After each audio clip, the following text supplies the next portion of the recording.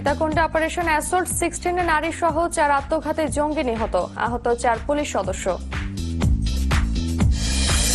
জঙ্গি আস্তানে 19 ঘন্টার রুদ্ধশ্বাস বন্দি দশায় কেটেছে ছায়ানীড়ের 20 বাসিন্দার, মুক্তির পর স্বস্তি। মাতারবাড়ি বিদ্যুৎ প্রকল্পের ক্ষতিপূরণ নিয়ে কমিশন বাণিজ্যের অভিযোগ, সরাসরি যোগাযোগের পরামর্শ প্রশাসনের।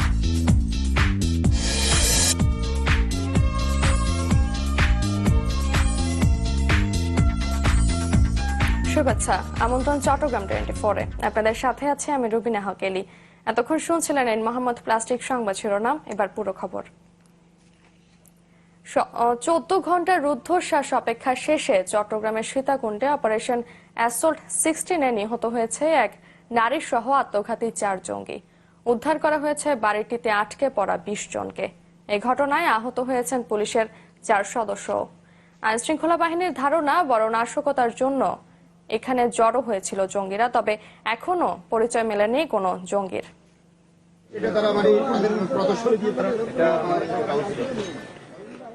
সীতাকুণ্ড পৌর এলাকার ছায়ানীর নামের এই বাড়িটি বুধবার বিকেল থেকে ঘিরে রাখে আইনশৃঙ্খলা বাহিনী। এরপর সেখানে যায় পুলিশের বিশেষায়িত ইউনিট সোয়াত, কাউন্টার টেরোরিজম ইউনিট সহ বিভিন্ন সংস্থার সদস্যরা।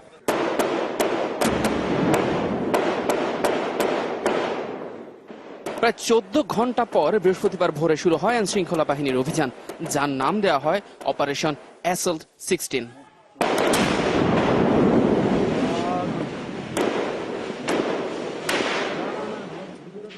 অভিযান শুরুর পরপরই আত্মঘাতী গ্রেনেড বিস্ফোরণ ঘটায় জঙ্গিরা।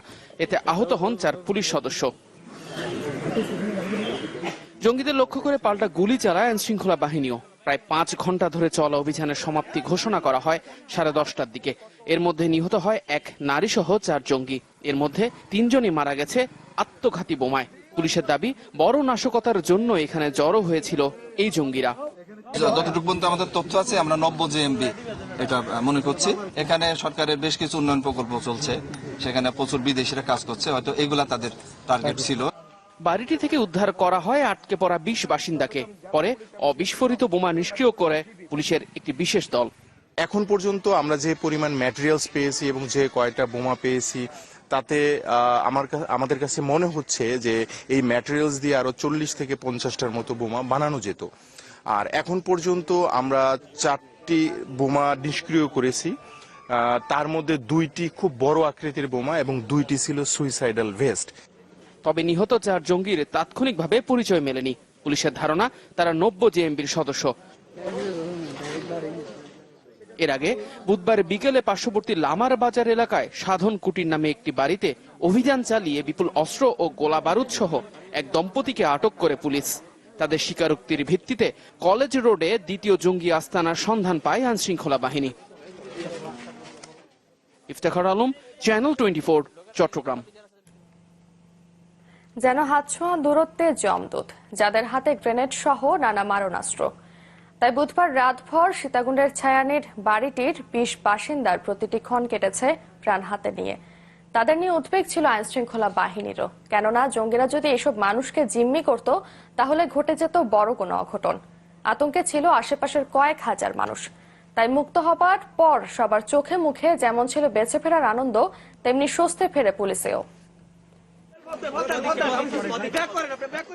দুঃসহ একটি রাত পার করে যখন অভিশপ্ত বাড়িটি থেকে একে একে বেরিয়ে আসছিলেন আটকে পড়া লোকজন, তখন তাদের চোখে মুখে কেবলই আতঙ্কের ছাপ, সেই সাথে স্বস্তি তো ছিলই।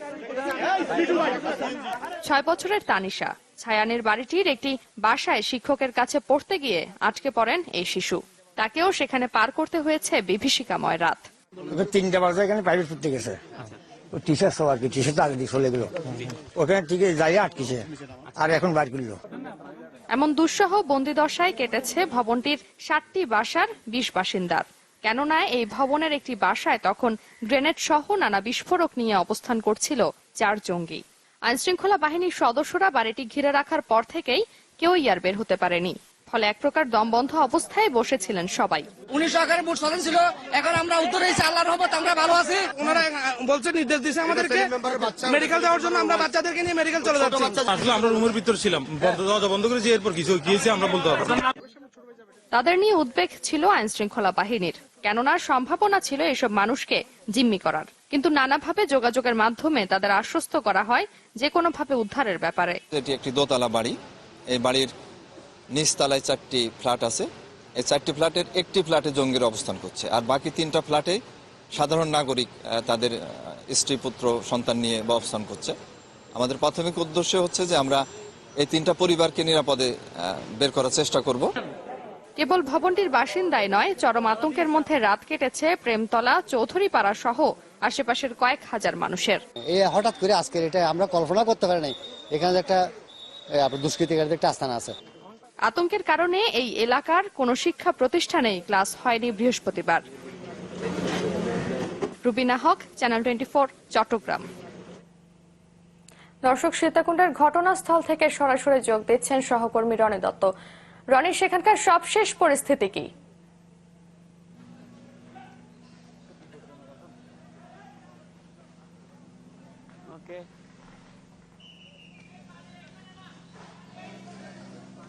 হ্যাঁ রুবিনা, আপনি এখনকার যে অবস্থা এখানে বোমা যে এই ঘরটিতে যে বোমা বিস্ফোরণ যে অবিস্ফোরিত যে বোমাগুলো ছিল সেগুলোকে বিস্ফোরিত করার সময় এখানে অগ্নিকাণ্ডের ঘটনা ঘটে, এবং এই যে আপনি দেখতে পাচ্ছেন ফায়ার সার্ভিসের কর্মীরা এখন এই পানি দিয়ে এই পানি ছিটিয়ে আগুনটি নিয়ন্ত্রণে আনার চেষ্টা করছে, কারণ এই আগুন ধরার সাথে সাথে এখানের ভিতরে যতগুলো বিস্ফোরক দ্রব্য ছিল বিস্ফোরকগুলো ছিল সেগুলো একে একে বিস্ফোরিত হচ্ছে। সে কারণে দ্রুত আগে আগুন দিয়ে এই ভবনটিকে আগুনটিকে নিয়ন্ত্রণ করার চেষ্টা করছেন, আপনি দেখতে পাচ্ছেন। এবং এখানে যেটা জানিয়েছিল যেখানে আরো কয়েকটি বোমা আসলে থাকতে পারে, সর্বশেষ আরো 2-3টি বোমা থাকার আমাদেরকে জানিয়েছিলেন যে আর 2-3টি বোমা নিষ্ক্রিয় করা হলে এই বিস্ফোরণ এই যে বিস্ফোরক দ্রব্য যে কাজটি সেটি শেষ হবে। কিন্তু তার আগে এখানে অগ্নিকাণ্ডের ঘটনা ঘটার সাথে সাথে এখানে ওই ভবনের রুমে আরো যতগুলো বিস্ফোরক দ্রব্য ছিল সবগুলো একসাথে বিস্ফোরিত হতে থাকে। এখন এরা ফায়ার সার্ভিসের কর্মকর্তারা দ্রুত এটা চেষ্টা করছে যাতে এটা নিয়ন্ত্রণে নিয়ে আসে, এবং নিয়ন্ত্রণে নিয়ে আসার পরেই আসলে এখানে তারা পরবর্তীতে হয়তো যারা এখানে লাশগুলো রয়েছে এবং একই সাথে যে মাংসপিণ্ডগুলো ছড়িয়ে ছিটিয়ে আছে সেগুলো ক্রাইম সিন ঢুকে সেগুলোকে আলামতগুলো সংগ্রহ করা এবং সেগুলোকে সরিয়ে নেওয়ার কাজ করা হতো। কিন্তু তার আগেই অগ্নিকাণ্ডের যে ঘটনাটি আপনি দেখছেন সেটি অগ্নিকাণ্ডের ঘটনাটি ঘটেছে। তো এই চেষ্টাটি চলছে, মাত্র শুরু হয়েছে। এটা আশা করছি অল্প কিছুক্ষণের মধ্যে হয়তো সেই আগুনটি নিয়ন্ত্রণে আনার চেষ্টা করবে, তবে এর পরেই হয়তো তারা হয়তো এখানে ঢুকবেন। আর আরেকটি বিষয় একটু জানিয়ে দিই যে এখানে যে মহিলার যে ডেড বডিটা ছিল সেই ডেড বডিটার মধ্যেও কিন্তু একটি বোমা লাগানো আছে, যেটি আত্মঘাতী বোমা। তো সেই কারণে তার ডেড বডিটাও নেওয়া সম্ভব হচ্ছে না। তো সেই কারণেই আগে যাতে অগ্নিকাণ্ডটা যাতে ছড়িয়ে না পড়ে এবং এই পুরো ঘরে যাতে অগ্নিকাণ্ড ছড়িয়ে না পড়ে সেই ব্যবস্থাটি আসলে প্রথমে করা হচ্ছে। তো আপনি একটু দেখতে পাচ্ছেন যে আসলে ফায়ার সার্ভিস কর্মীরা কিন্তু তারা আপ্রাণ চেষ্টা চালাচ্ছেন, তারা চেষ্টা করছেন বিভিন্ন দিক থেকে যাতে আগুনটা নিয়ন্ত্রণে আনা যায়, বাড়ির যাতে কোনো বড় ধরনের অগ্নিকাণ্ডের যাতে ঘটনা না ঘটে। কারণ এখানে বিভিন্ন রকম আলামত থাকতে পারে এবং জঙ্গিদের যে কার্যক্রম সেই কার্যক্রমে বিভিন্ন আলামত এখানে রয়েছে। তো তাদের কাছে প্রথম যে চেষ্টাটা ছিল সে যাতে আগুন ধরে গিয়ে এসব ডকুমেন্টসগুলো বা কোনো রকম প্রয়োজনীয় আলামত বা গুরুত্বপূর্ণ আলামতগুলো নষ্ট না হয়। তো এই ছিল এখানকার সর্বশেষ অবস্থা। রুবিনা।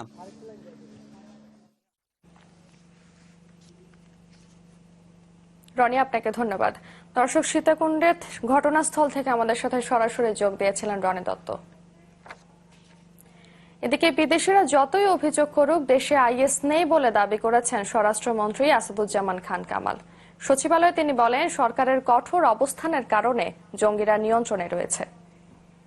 আমরা যাদেরকে ধরেছি তাদের বাবা দাদা সবাই বাংলাদেশি, কাজেই আমরা বলি যে এগুলি বাংলাদেশি মানুষ। এখান থেকে ইরাক থেকেও আসে নাই, সিরিয়ার থেকেও আসে নাই, এগুলি অন্য কোনো দেশ থেকে এখানে আসেনি। এরা আমাদের দেশের তৈরি, আমাদের দেশে এবং এরা জঙ্গি। কাজেই আইএস বলে এখানে কিছু নেই। আইএস এর কোনো তৎপরতা কিংবা কোনো সংগঠন কিংবা আইএস যারা প্রচার করে এই ধরনের আদর্শিক কোনো ব্যক্তিত্ব এখানে নেই। এবার অন্যান্য প্রসঙ্গ। চট্টগ্রাম নগরীতে শুরু হলো জাতীয় পরিচয়পত্র স্মার্ট কার্ড বিতরণ কর্মসূচি। সকালে কোতোয়ালি থানার বাগমনিরাম আব্দুর রশিদ সিটি কর্পোরেশন উচ্চ বিদ্যালয় ও ডবলমুরিং থানার টাইগার পাস বহুমুখী উচ্চ বিদ্যালয়ে এজন্য ক্যাম্প বসানো হয়েছে। পর্যায়ক্রমে নগরীর অন্যান্য ওয়ার্ডেও এই কার্যক্রম শুরু হবে বলে জানান সংশ্লিষ্টরা। কার্ড বিতরণের সময় সংশ্লিষ্ট ব্যক্তির 10 আঙ্গুলের ছাপ ও চোখের ছবি নেওয়া হচ্ছে। গত সোমবার সার্কিট হাউসে আনুষ্ঠানিকভাবে স্মার্ট কার্ড বিতরণ কর্মসূচির উদ্বোধন করেন প্রধান নির্বাচন commissioner K M Nurul Huda.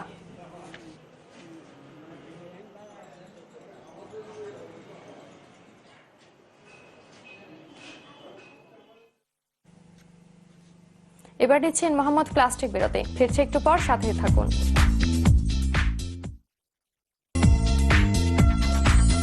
আপনারা দেখছেন চট্টগ্রাম 24। দর্শক, রাঙ্গামাটিতে একটি ভবনের দেয়াল ধসে পড়েছে, এতে এখন পর্যন্ত 2 জনের লাশ উদ্ধার করা হয়েছে। এ ব্যাপারে জানতে কথা বলছে শামসুল আলমের সাথে। শামসুল, ঘটনাটি বিস্তারিত জানান আমাদের। ঘটনাটি হচ্ছে আজ বিকাল 4টার দিকে সেখানে কলেজ গেট এলাকাতে একটি আধা পাকা ভবন বাসায় সেখানে কাজ করতেছিল এবং একটি ওয়ালের কাজ করতেছিল। যখন তারা শ্রমিকরা কাজ করতেছিল তখন হঠাৎ করে মাটি ধসে পড়ে। মাটি ধসার পরেই সেই মাটির নিচে চাপা পড়ে প্রায় 3-4 জন লোক চাপা পড়ে। তার মধ্যে ওই বসত ঘরের যে মালিক শামসুল আলম সে সহ ছিল এবং এই পর্যন্ত ফায়ার সার্ভিস সেখানে খবর পাওয়ার পর ফায়ার সার্ভিসের লোকজন, পুলিশ, সেনাবাহিনী এবং রেস্কিউ ইউনিটের লোকজন সেখানে ছুটে যায়। তারা উদ্ধার তৎপরতা চালাচ্ছে। এই পর্যন্ত সেখান থেকে 2 জনের মৃতদেহ উদ্ধার করা হয়েছে। তাদের মধ্যে থেকে একজন হচ্ছে ওই যে বাসার মালিক শামসুল আলম এবং আরেকজন হচ্ছে কালু মারাকার। এই 2 জনকে মৃত অবস্থা উদ্ধার করা হয়েছে। এখনো উদ্ধার তৎপরতা চালাচ্ছে। পুরো এলাকাটা, বিশেষ করে এই এলাকাটা জনবসতিপূর্ণ এলাকা, যার পরিপ্রেক্ষিতে আশঙ্কা করা হচ্ছে এখানে যে হারে মাটি ফাটল দিয়েছে আরো এখানে মাটি ধসের আশঙ্কা রয়েছে, যার পরিপ্রেক্ষিতে পুরো এলাকাটা কর্ডন করে রাখা হয়েছে। এখন উদ্ধার তৎপরতা চালানো হচ্ছে। এখানকার যে ফায়ার সার্ভিসের লোকজন আমাদেরকে জানিয়েছেন সেখানে মাটির নিচে আরো বেশ কয়েকজনের চাপা পড়া থাকতে পারে বলে তারা ধারণা করছে। শামসুল, আপনাকে ধন্যবাদ। দর্শক, রাঙ্গামাটি থেকে আমাদের সাথে যোগ দিয়েছিলেন শামসুল আলম। কক্সবাজারের মাতারবাড়ি কয়লা বিদ্যুৎ কেন্দ্র প্রকল্পের জন্য অধিগ্রহণ করা জমির ক্ষতিপূরণ পাওয়া নিয়ে অভিযোগের শেষ নেই। ক্ষতিগ্রস্তরা বলছেন কিছু দালালের কারণে কমিশন ছাড়া মিলছে না ক্ষতিপূরণের চেক, শিকার হচ্ছে হয়রানির। তবে দালালের কাছে না গিয়ে চেকের জন্য জমির মালিকদের সরাসরি প্রশাসনের সাথে যোগাযোগের আহ্বান জানিয়েছেন জেলা প্রশাসক। আজকে আমি 10 লাখের মতো পাইছি। এর মধ্যে কস্ট অবশ্যই দিতে হয়েছে, প্রতিবার দিয়েছি। 8% করে দেওয়া হয়েছে আমাকে। গত 4 মার্চ মহেশখালী উপজেলার মাতারবাড়িতে কয়লা ভিত্তিক বিদ্যুৎ কেন্দ্রের জন্য অধিগ্রহণ করা জমির চেক গ্রহণ শেষে এমন অভিযোগ করেন ক্ষতিগ্রস্ত এই ব্যক্তি। শুধু তিনিই নন, এমন আরো অনেকেই জানিয়েছেন ক্ষতিপূরণ পাওয়া নিয়ে নানা ভোগান্তি এবং কমিশন বাণিজ্যের অভিযোগ। তারা 20%, 15%, যারা যেভাবে টাকা তারা পাবেন। আর্ধেক বাদ না দিলে কালে যায় না, টাকা না দিলেও এখানে হাস পায় না। মাতারবাড়িতে 1414 একর এবং 1200 একর জমিতে হচ্ছে 2টি বিদ্যুৎ প্রকল্প, যেখানে ক্ষতিগ্রস্তের সংখ্যা 2000-এর বেশি। তাদের জন্য বরাদ্দ আছে 603 কোটি টাকা। তবে এই টাকা প্রদান ঘিরে গড়ে উঠেছে একটি দালাল চক্র, যার সাথে জড়িত ভূমি অধিগ্রহণ শাখার কিছু কর্মকর্তা কর্মচারীও, যদিও তাদের নাম প্রকাশে ভয় ক্ষতিগ্রস্তদের। আমার অনেক জমি চলে গেছে, 32 একরের উপরে। আমি মাত্র পেমেন্ট পাচ্ছি 10 একরের মতো। দালালা বলতেছে যে টাকা দিতে হবে, এই কাজ মানে এই তারিখের ভিতর পাবে। দালালের নামগুলো বলতে পারবো না, বললে আমার সমস্যা হইতে পারে। তবে কোনো দালালের আশ্রয় না নিয়ে ক্ষতিগ্রস্তদের সরাসরি প্রশাসনের সাথে যোগাযোগের পরামর্শ দিয়েছেন জেলা প্রশাসক ও স্থানীয় সংসদ সদস্য।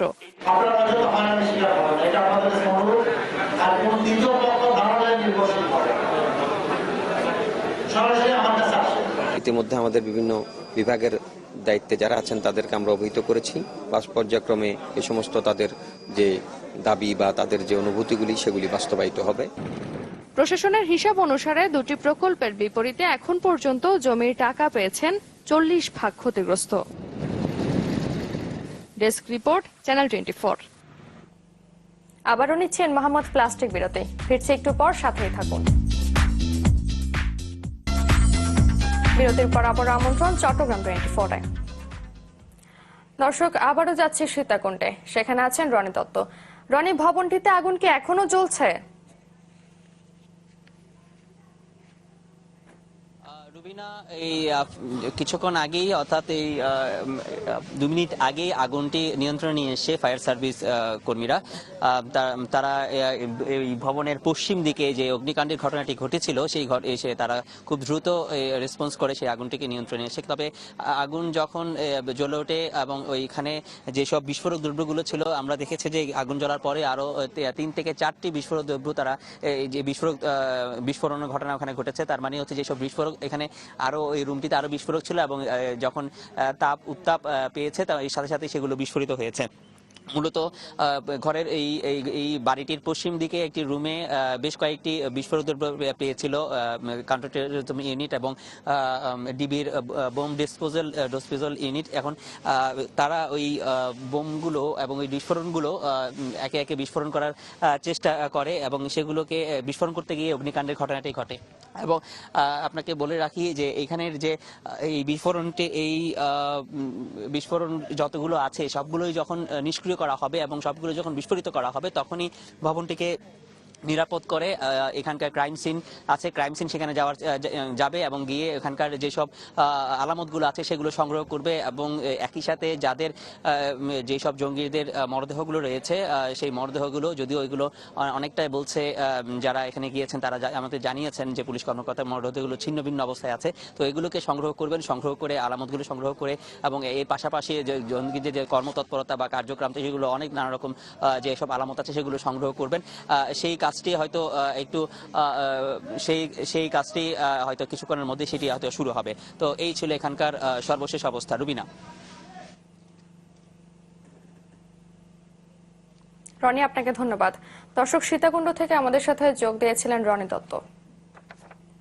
চট্টগ্রাম 24 শেষ করব, তার আগে মোহাম্মদ প্লাস্টিক সংবাদ শিরোনামগুলো আরেকবার। সীতাকুণ্ডে অপারেশন অ্যাসল্ট 16 নারী সহ 4 আত্মঘাতী জঙ্গি নিহত, আহত 4 পুলিশ সদস্য। জঙ্গি আস্তানে 19 ঘন্টার রুদ্ধশ্বাস বন্দি দশায় কেটেছে ছায়ানীড়ের 20 বাসিন্দার, মুক্তির পর স্বস্তি। মাতারবাড়ি বিদ্যুৎ প্রকল্পের ক্ষতিপূরণ নিয়ে কমিশন বাণিজ্যের অভিযোগ, সরাসরি যোগাযোগের পরামর্শ প্রশাসনের।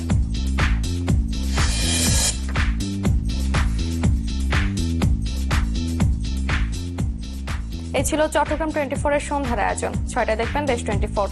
এতক্ষণ সাথে থাকার জন্য ধন্যবাদ সবাইকে।